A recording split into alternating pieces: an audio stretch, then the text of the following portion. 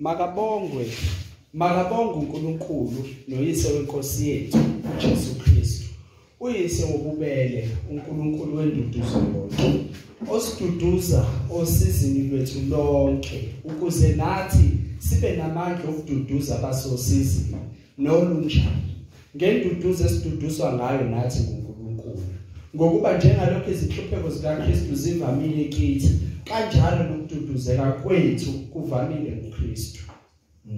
Kepha noma sikhathazeka, kungenxa yokududuzwa nokusindiswa kwenu, noma siduduzeka, kungenxa yokududuzwa kwenu okusebenza ukukhuthazela ezihluphekweni zona lezi esihlupheka ngazo nathi. Nethemba lethu ngani liqinile, sazi ukuthi njengalokhu ningabahlanganyeli bezinhlupheko, kanjalo ningabahlanganyeli nabeduduzo. Amen. Father, we thank you. We bless your holy name. Sazi ubukhulu bakho, siyazi amandla akho. Singabazi Nkosi ukuthi wena unathi. Futhi sinalo ithemba kwindodana yakho uJesu Kristu. Uma njalo Nkosi sizwa izwi lakho, masikhuthazeke, siduduzeke. Ngoba uma sihlanganyele nawe enhluphekweni, kanjalo masikududuzwe, siyakuhlanganyela nawe. Egameni likaNkulunkulu uJesu Kristu. Amen.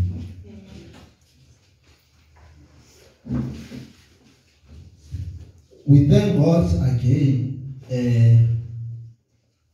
Into esenhlizweni nabazalwane. Usanele na uyafunda bazalwane.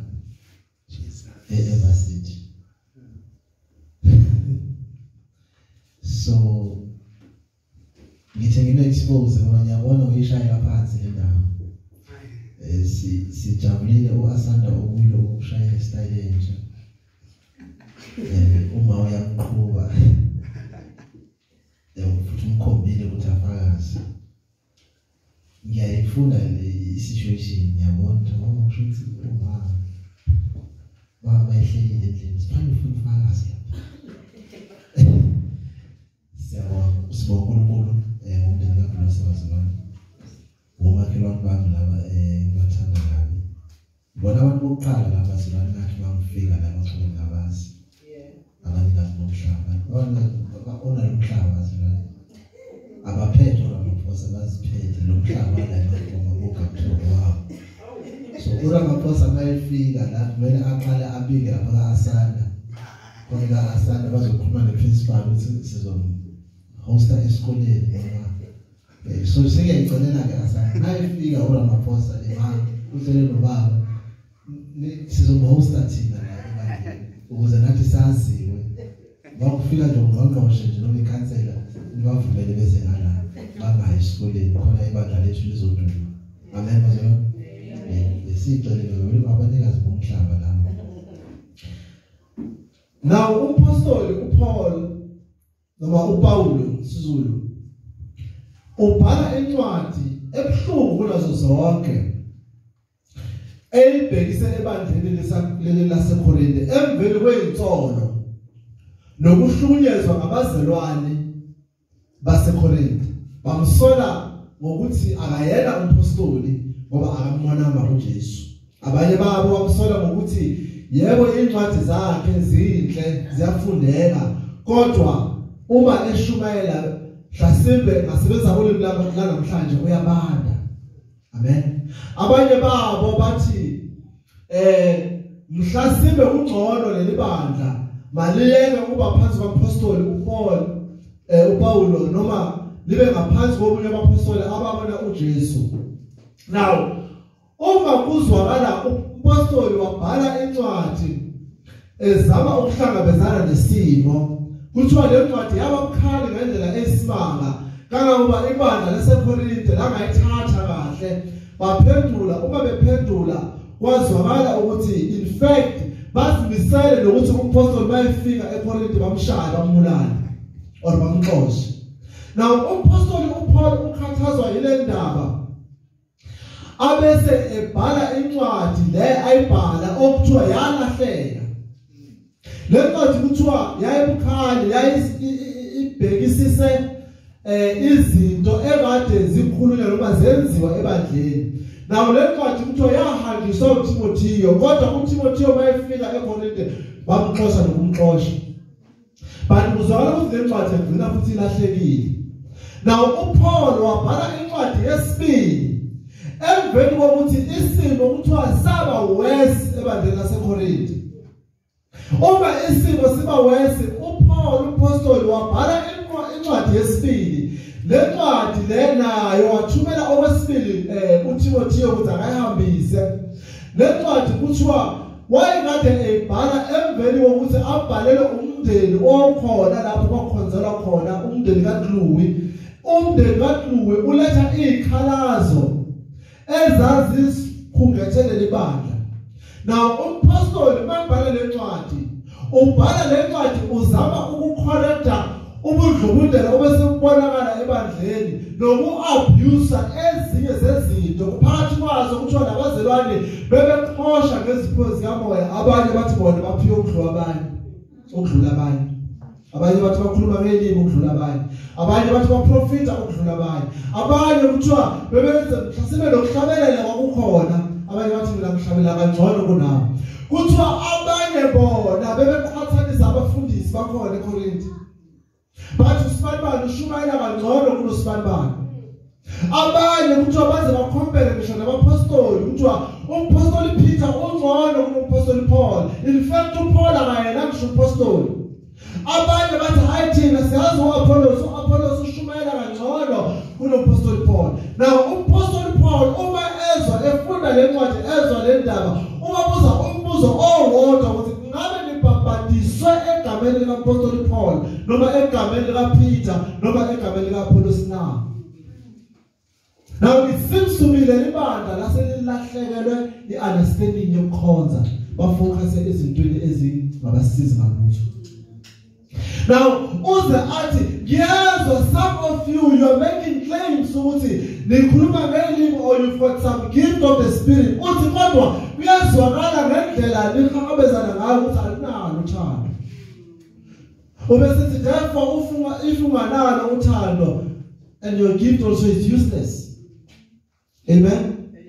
Laba bazelwane bebenganalo uthando. Now le ncwadi uyibhala nje ngikhuluma la ngoCorinthians 1.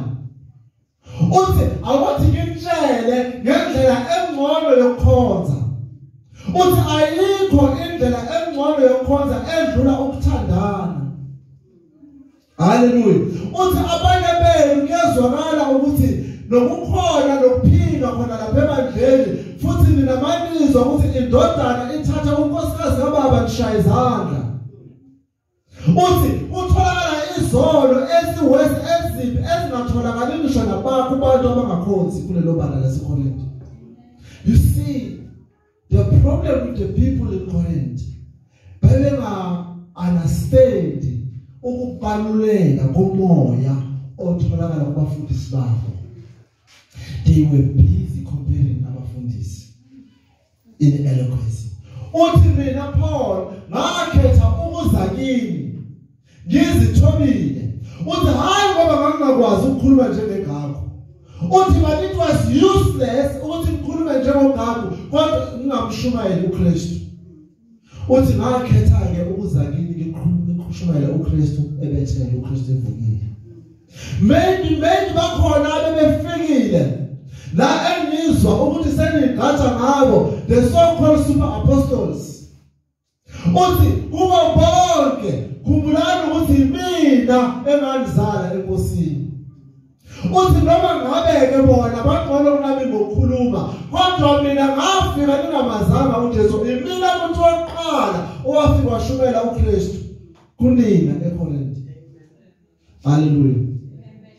Well, you see the church can be misled by izinto ezincane.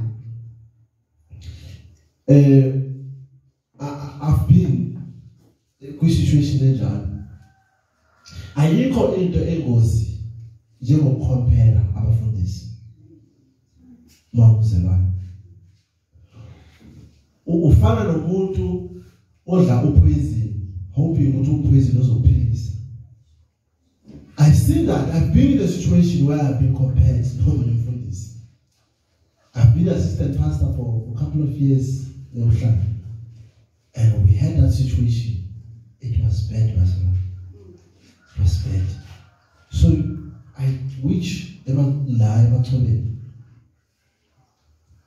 we may not have divisions because lento le ayigcinanga eKorinte uthi uPaul mayiqala iaddress mawafunda ngaKorinte uthi I had ukuthi sekunama divisions and once bantu bahlukana phakathi baba ama groups ayikho into engizona njengama groups esontweni ayikho into interrupta ibandla njengaleyo. I've seen I remember ngakhuluma ngazi ngabantu ngizwakala zakhonza uHlanzi and ngakhuluma nganisayibona irise I keep on saying beware of our groups. I'll treat it back. As well. So what you group it is, group it is. As now as well as in the land. Snav as well as Christ. In the land down in Chalayon. God one in and you're in the land. You have a ton of Matrobe, I'm not as well as Matrobe. I address this thing again saying, use my ears in advance, listen to God. See, whenever the issue is so to say address it. As a church, si figure this is the issue that don't run to your favorite friends. Because sometimes they are cautious. Amen. So this was the problem. But after the party, Pastor Paul, bhala incwadi yesibili lesikuyona ke namhlanje. Le ncwadi yesibili uyabaduduza ngoba kuzwakala kuthiwa emva kwale ncwadi kukhona abazalwane abanimala emoyeni belinyazwa ile liqiniso uPaul abatshela lona. Now uPaul futhi njengomholi njengobaba wajika futhi yena waphathela kabi futhi. Uzwakala esethi eqaleni ngikhuluma enkini ngolaka lokho kwakulungele lokho ukuthi niluzwe ulaka. Kepha uthi okwamanje kuyadabuka. Ingakho ngikhetha ukuthi this time ngizobhalela incwadi kodwa kuyona ngikhulume ngomusa. Amen. Now uzwakala namhlanje ukuthi blessed be God. Verse 3. Even the Father of our Lord Jesus Christ. Amen. Makabongwe uNkulunkulu. uNkulunkulu even kuBaba. Amen. Even kuNkosi yethu uJesu Kristu. Meaning kule igama la elisetshenziswa ile Bible lesingisi. Listen, blessed be God. Abe sethi even the word even means uBaba kithi. Abe sephinde futhi abe uBaba kuNkosi yethu uJesu Kristu. Amen. Amen. Now, why Paul uqale ngale nkulumo? Uthi kukho konke esekhululekile makabongwe uNkulunkulu. Ongubaba kuNkulunkulu uJesu Kristu ongumholi wethu noma inkosi yethu. Amen. Now notice ukuthi uMapostle Paul unento abheke ukuyizuza kule nkulumo. Uqala kanje ufuna ukubakhumbuza into yokuqala ufuna ukubakhumbuza yona ukuthi uNkulunkulu ungubani kini. Now I understand church yikhulume namandla ngoba lezinto mina nani esingaboni ngesonile ngalo. Now kukhona ukuhlukumezana okubekhona kodwa kukho konke sikhumbule ukuthi uNkulunkulu ungubani kithi. Amen. Why it was important ukuthi uPaul abakhumbuze ukuthi uNkulunkulu ungubani. But first and foremost, glory be to him, for he is the Father, even to our Lord Jesus Christ. Amen. Meaning, not only he is our Father, but he is also even to our Lord. Amen. Now, meaning, if we may have hope in God, kumele ngoba uNkulunkulu meaning uBaba even kulo esimazi enkosi lo wasifela. Why is it important ukuthi umpostoli aveze ukuthi uNkulunkulu ungubaba even kuJesu Kristu. Izwa uthi the Father of all mercies. Amen. Ungubaba wenduduzo. Kanjani na? He is the very God owanikela ngaye lo Jesu ukuthi sisindiswe. Meaning we are not baptized in my name. Neither you are not baptized egama lika Apollos. Not even Peter, but glory be to God. Now instead of sinemande ukuthi ubani oshumayela kangcono, give glory to God ukuthi we are being preached about Jesus. Now mini bazalwane, akekho umshumayelo ongcono ukudlula umshumayeli oshumayela uKristu. Amen. Doesn't matter ukuthi eloquent kangakanani, if he doesn't speak about Jesus, then the true because he does not tell us the good news. Because the good news is Jesus died for us. That was the mercy from God. That is why he is the God of all mercy. Amen? This is who God is to us. The Father of all mercies. Now, what is the second thing? uNkulunkulu ayeyo kithi. And the God of all comfort. Amen. He is the Father to our Lord Jesus, the Father of all mercies, also the God of all comfort. This is who God is to us. Amen. Amen. Now, lo nkulunkulu uNkulunkulu kubaba wethu uJesu Kristu. But futhi uNkulunkulu ungubaba womusa abe uNkulunkulu wenduduzo. Amen. Amen. Now, ngokuba wasinikeza indodana yakhe. So ukuze abuyisane nathi ngayo. Now remember uthi umbhali uNkulunkulu ubaba wanikela ngendodana yakhe ukuze abuyisele okunkwade kungokwakhe kuye. Now abesethi kwenye indawo sasiphambukile embambweni zethu, kodwa uNkulunkulu yilona lo ehamba indlela kusho ezayo, kodwa uNkulunkulu ubaba wanikela ngendodana yakhe ukuthi ishawe waba nomusa kithi. Abesethi umbhalo wamaRoma ngesikhathi sizoni, ngesikhathi esifanele uNkulunkulu Jesu wasifela. Amen. Why wasifela? To have mercy on us.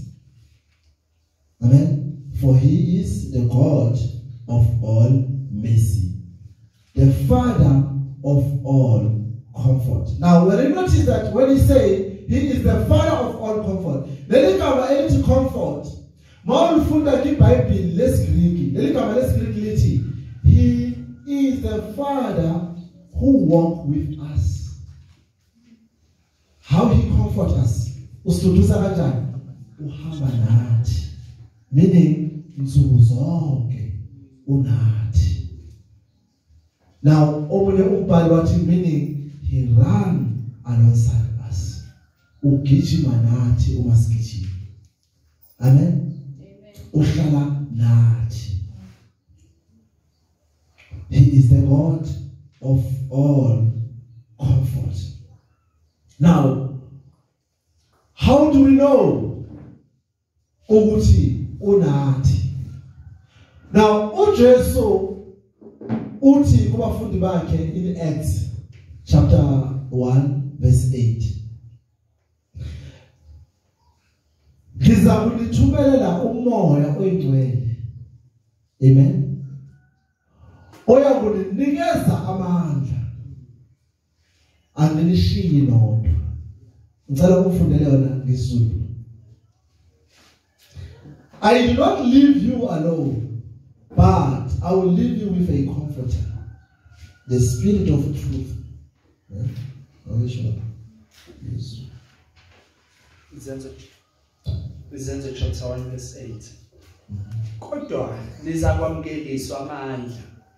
Umoya ongcwele esefikile phezulu kwenu. Libe ngofakazi bami eJerusalema naseJudiya lonke naseSamaria kuze kube sekugcineni komhlaba. There is a first part and a second part. Niyakumukeliswani amandla. The second part is that niyakuba ofakazi bami. Let's hold on for a while. The second part. Yemthwasahamba siveze futhi ukuthi what does he mean umayithi niyakuba ofakazi bami. Now let's focus now ukuthi niyakumukeliswa amandla. Now meaning if sinalo ithemba sinethemba ngoJesu Kristu kepha yena wasimukelisa umoya osinika amandla even engekho lamandla ayikade eKristu iwona lamandla akithi namhlanje. Amen.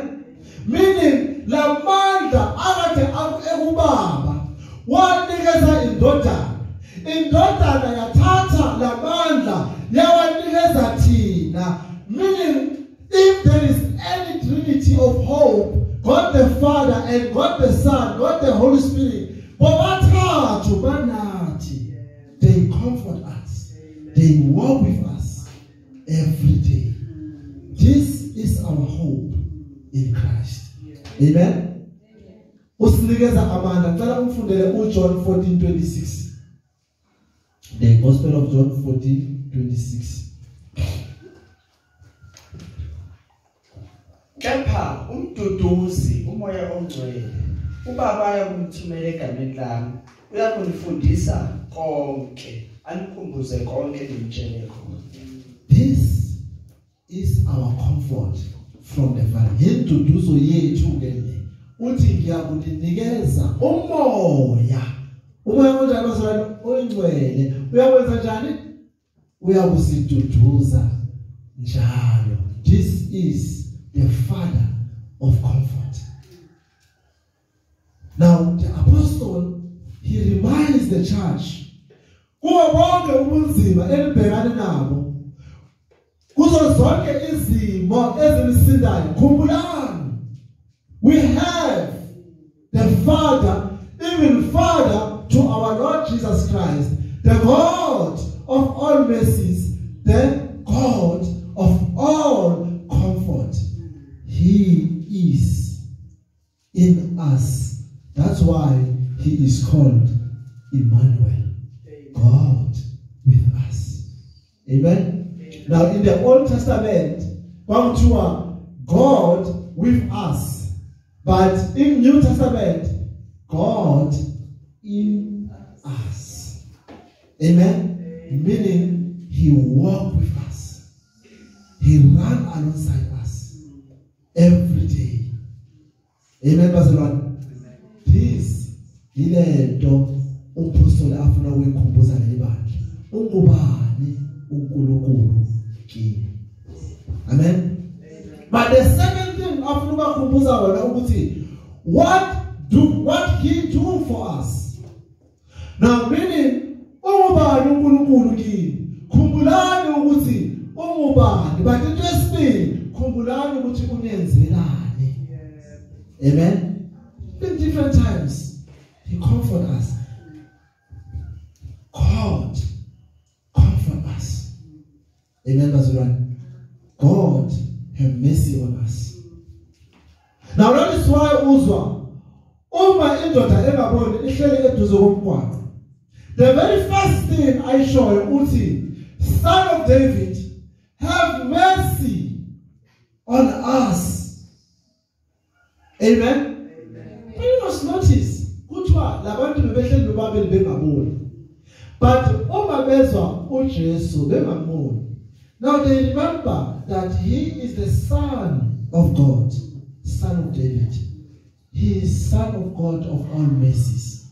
Now, not only to Lomzalwane, uthi uNkulunkulu makabe nomusa, uthi iba nomusa kithi. Nayo le part ngicela sihambe nayo sizoyithola uma siqhubeka. Nale part ethi ukuthi go and nephume leyoshumayela ivangeli outside Jerusalem. We'll deal with it a little bit later. Nayo le ukuthi iba nomusa kithi. It's very important bazalwane. But asibambe le ukuthi le ndoda leyathini iba nomusa kithi. How did he know? Because why yazi ukuthi if this kuyindoda nakaDavida, meaning he is Christ, and lokho ukusho ukuthi uphuma uNkulunkulu womusa, lo uNkulunkulu ogcwele induduzo. Now kungenzeka ukuthi ngale sikhathi asiboni, but yena unomusa. Amen. And yena ungumduduzi. Now uma ezwa ukuthi kuthiwa nanku uyeza, kuthiwa wasukuma, and he screamed, have mercy on us. Because he knows ukuthi yilokho uNkulunkulu akwenzayo kubantu bakhe. He keep them mercy. He have mercy on them. Amen. Have mercy on us. But omunye yena kuthiwa bayibona wathi, oh Lord, if you will. Now those are important phrases of the Bible. If you will. Why was it important to say ati uma uthanda? Because he understands ukuthi when we pray, we always ask for the will of God. Now, many, I think you will relate, especially Maulana last week. I always say, Bazalwane, the other definition of faith is the will of God. Ngoba awukwazi ukuthi uyakholwa ube ukholwa entandweni yakho. Ukholwa complete ukuthi ufune intando kaNkulunkulu. Now, ngithanda abelungu banesisho abajwayele ukusisho esikhombisa inhlonipho. Uma umphathi ethi ngicela ungenzele ukuthi bathi your wish is my command, my Lord. Meaning, okuyintando yakho kumina kuwumthetho. So asikwazi-ke ukukhonza entandweni kaNkulunkulu enomusa enothando, but sibe singalandeli intando yakhe. Because you must remember, the very first thing about God is he loves us. Entandweni yakhe. The second part, uba nomusa kithi, because he loves us. The third part, he comforts us because he loves us. Now, what must we do then? We must share the love of God because it is the will of God also. Last week,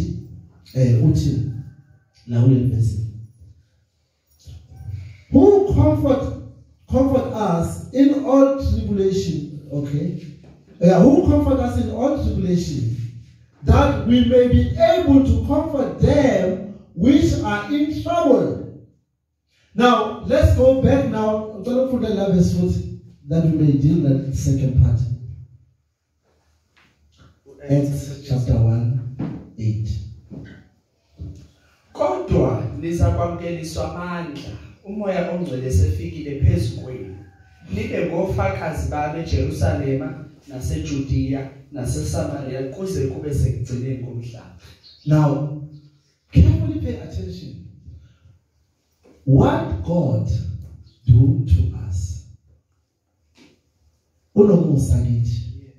Uyasiduduza. Amen, bazalwane. But thina senzani na in return? That is the big question. How do we respond? Now, I give you the spirit of comfort. Umoya ozondinika amandla.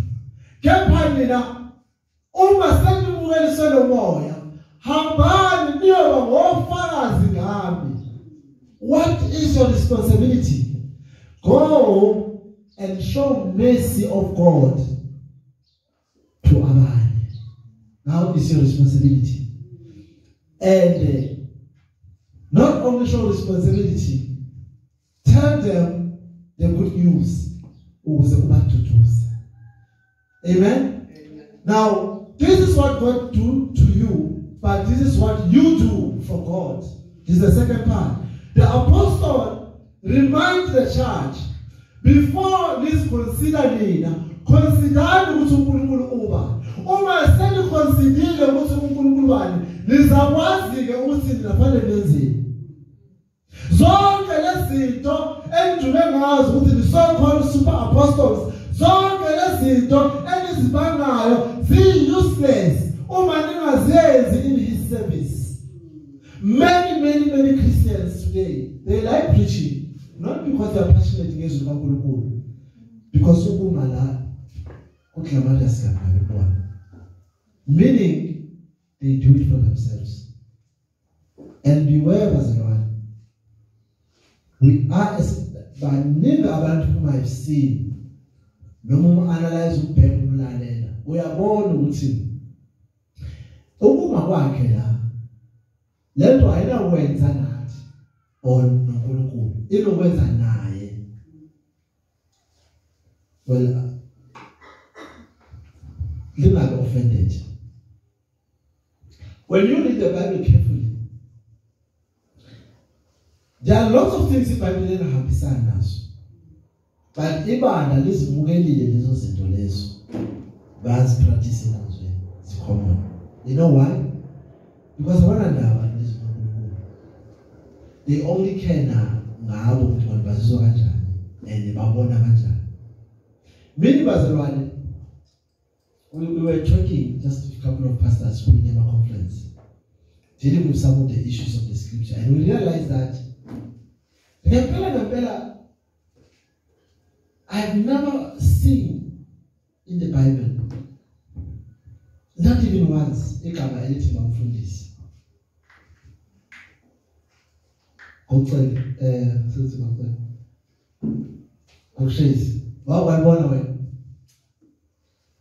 we have so many bamfundisi.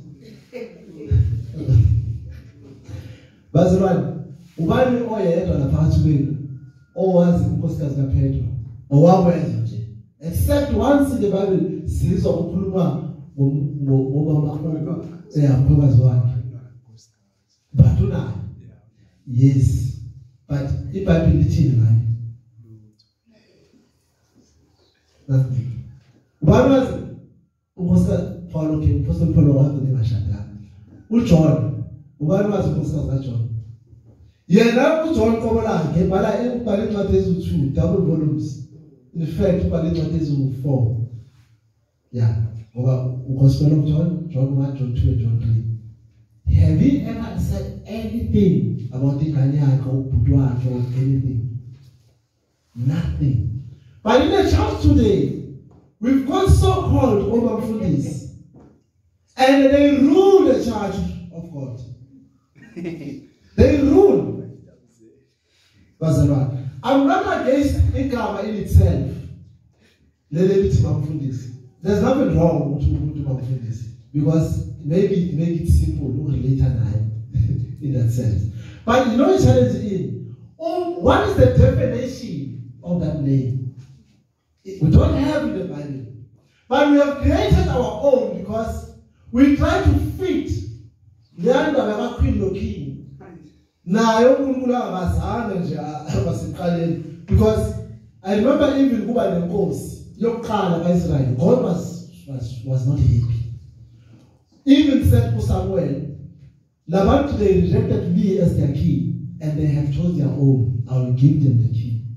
But Kuba never happy and usizwe inkosi because uNkulunkulu he was the king over Israel.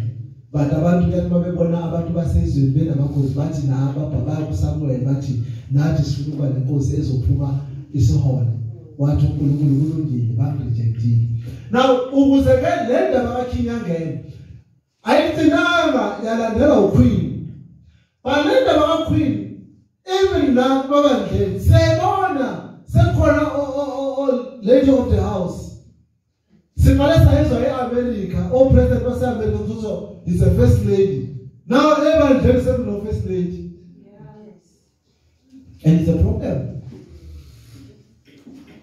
The church has shifted to the will of God. Now,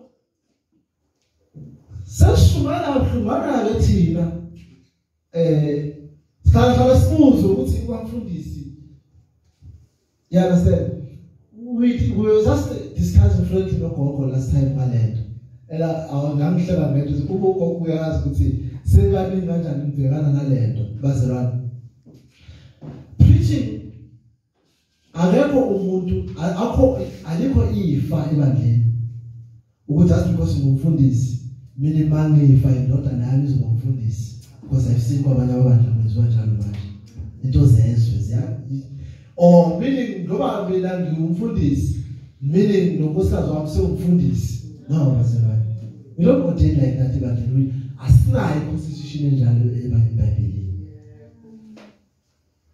If let's say example ubo usisibonke une gift yomholi and le gift anayo akanayo unganahlelo it doesn't mean semfanele ngicindezela ubongi ebe uNkulunkulu emvusile ngiphakamise lokho oshade naye akusetshenzwa kanjani izinto zelo sisebenza ngeqiniso ebandleni. And the only time last into iqiniso is only mentioned in the Bible. We must always remember that. Iqiniso akulona just because ucabanga ukuthi liqiniso. Iqiniso liqiniso because kusho uNkulunkulu. Many bazalwane, according to the world, the truth is the collection of facts according to the world. But according to the Christian's view, the truth is the word of God. Compare that. Now, when we go out there and see Shumaila Ibagi, let us look at ourselves.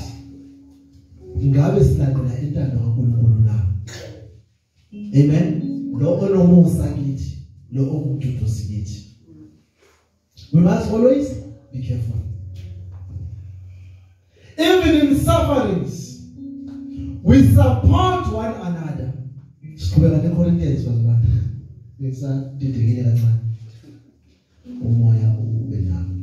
Even in sufferings, we share the comfort that we receive from our Lord.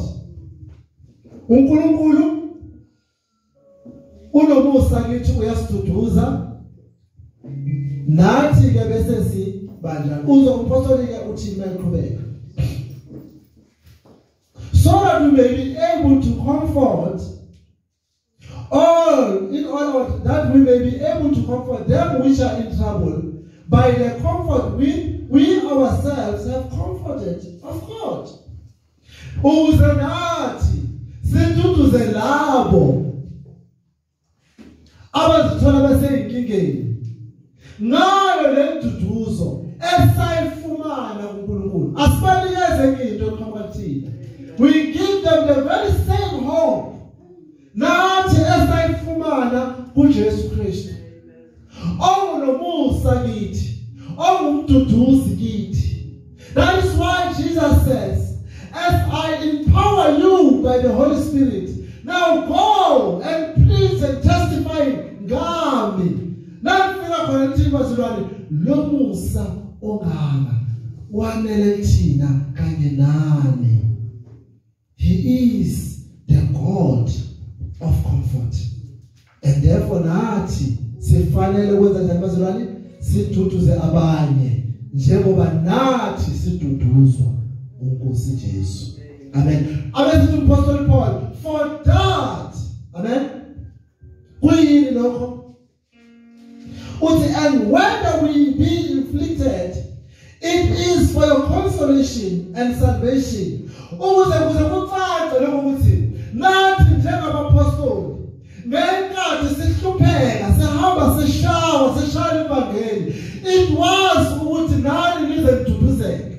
Mina uPastor Paul ukhumbuza le bantu ukhumbulayo ukuthi sathi sisendleleni silethe indaba ezimnandi, sashawa, sahlukunyezwa, saboshwa ukuze nina niduduzeke. Meaning we took a risk ukuze le testimony esayithola niyithole nani.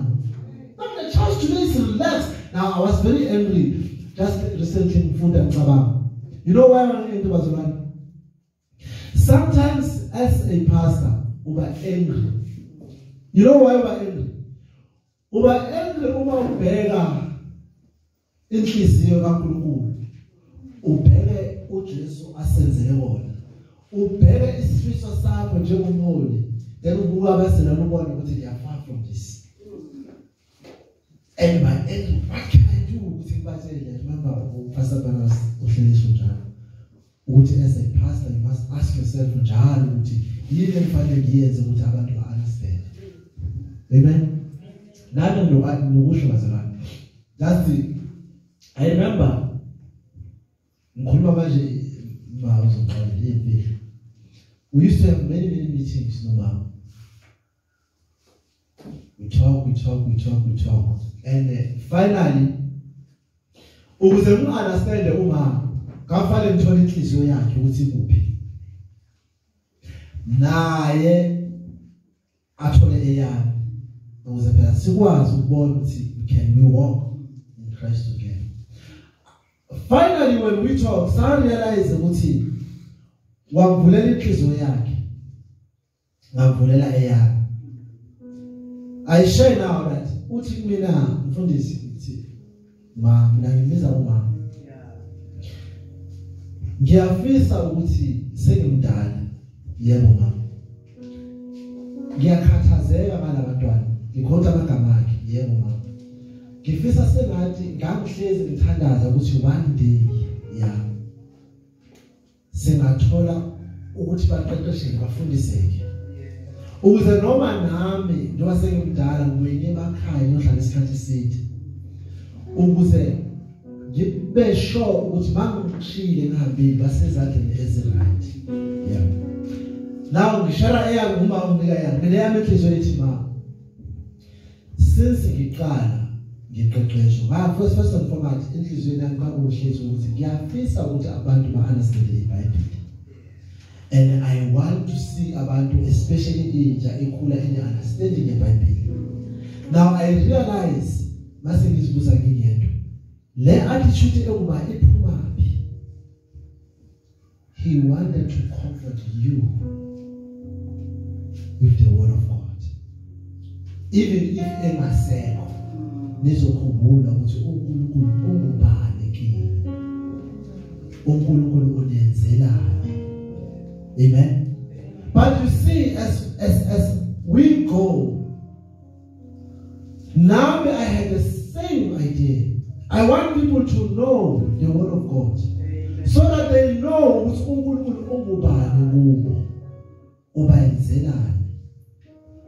that is the heart of a leader. But where do we draw this?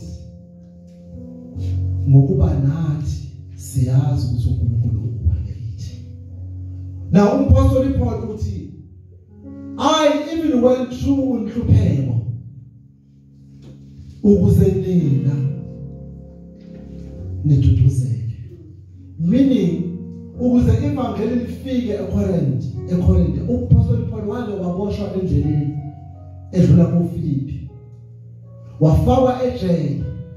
Washawa amaJuda eshaywa ivangeli. But Apostle Paul did not stop there, because he knows what God did for him. Now, wayefisa lokho kufinyelele nakubanye abazalwane.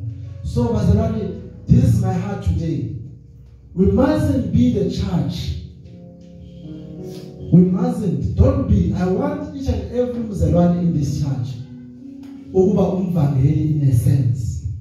Not necessarily ukuthi sonke siba abashumayeli, but uma sihamba inkambo yethu nangendlela esiziphatha ngayo nalesi esikhuluma makuveze imduduzo ephuma kuJesu Kristu.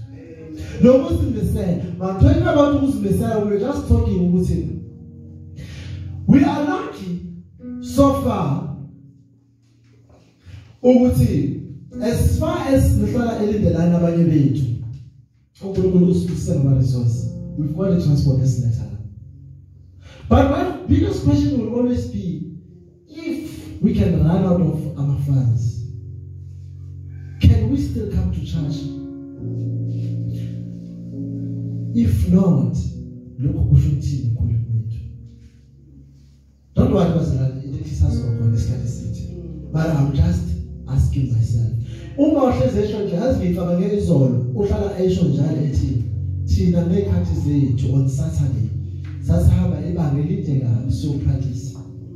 But we struggle with my beautiful people here. Abanye bafika abanye bafika. Abanye they excuse this and excuse that. You hardly understand ukuthi yini esida abantu. Do they understand ukuthi bane responsibility to take the gospel to people? Ngala gift abo too. Do they understand ukuthi they have responsibilities? I wish ba understand. But we must always remember what's right. But there is one wonderful things in our last point. Our hope is unshaken. Now, ukho konke lokho uNkulunkulu asenzela bona, uthi our hope is in you. And our hope of you stay fast, knowing that as you are partakers of suffering, so you will be also in consolation. Ithemba lethu libiso yiyona lento yokuthi njengoba nahlanganyelana kanye nathi ehluphekeni, kanjalo nasenduduzweni naseyibusisweni lakuhlanganyela kanye nathi. Now this is the heart of God, the comfort of God. If you have suffered for the gospel, you have shared with Jesus in suffering. Therefore, you will share with Jesus in glory. That is why the very verse 3 uthi glory be to God, even the Father of our Lord. Meaning this glory that is in God, it will be also in us, because lithi iBhayibheli emveni kokubethela uPetro mayeseshumayela uthi uNkulunkulu usemphakamisile lo Jesu ayinambethela. Azini ukuthi lo enambethela uNkulunkulu senze njani, usemphakamisile uhlele esandleni sokudla sikaBaba. Meaning those ababethele kanye naye bazophakanyiswa kanye naye. As you share in sufferings, you also shall share in glory. This is our hope. Manifesto apostle uthi leli themba elikithi liqiniswa yiyo nalento ukuthi since lishara nathi ehluphekeni nasemqobeni, believe me, niyakubanike nathi.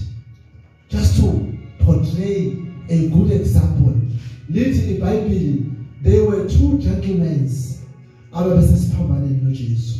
They shower kanye naye, bebethelwe kanye naye, but omunye then realized ukuthi he does not deserve it, but we deserve it. And wambheka uthi Nkosi uze ukukhumbule embusweni wakho. Then what happened? uJesu wathi kena, I am telling you ukuthi as manje ngikhuluma nawe ngiyakuba nawe eparadise. Since you have suffered with me, you shall be with me in glory. But do you believe? And if you believe, what are you doing about it? Are you acting like the one who suffered in Christ? Amen. Oh, my inhluphe was this. Now when I was ready to my inhluphe ngomoya ngibele inkonzweni. Now you know uzaye kunenkinga. Sefale simfonele. Mzalwane sifanele alright. Yabo khona bazona abayingane forever. Naye banenkinga uyanyamalala enkonzweni. But I encourage you bazalwane. Hold on to Jesus even in sufferings. This is our hope because when he is glorified in heaven, so shall we. That is why it's abafundi bakhe ku John 14:19 uthi ngokuba ngiyaphila nani niyakuphila. Amen. Ngokuba nizani ngiyaphila nani niyakuphila. So let's suffer with him so that we may be glorified with him. But always remember what he does for us. As we suffer, we must sikhumbule ukuthi he is the Father of all mercies. If sihluphekile, sazi ukuthi he is a comforter. Ngokuba uMatthew chapter 5 ukuthi babusisiwe abahloshelwa igama lami ngokuba uNkulunkulu uyabaphakamisa and glory with them in the end of times. So bazalwane, let us always remember this. God, he is the God of all mercy, the God of all comfort. He ran alongside us. He comforts us. He gives us hope. And our hope is alive in this very thing. That in the last days, we shall see him in his glory. Regardless of our sufferings. Bazalwane. As we believe, as just yesterday, Umaga Aso was complaining. What will happen? Follow Asanda Court is calling. We don't have money, but he is a comforter. Today he comes, he glorifies God because he is God of all mercy, God of all comfort. Not only now, we are waiting for that year. Then we will see more glory. But even after that year, we will have expectations of more glory. How much more when we arrive home in heaven?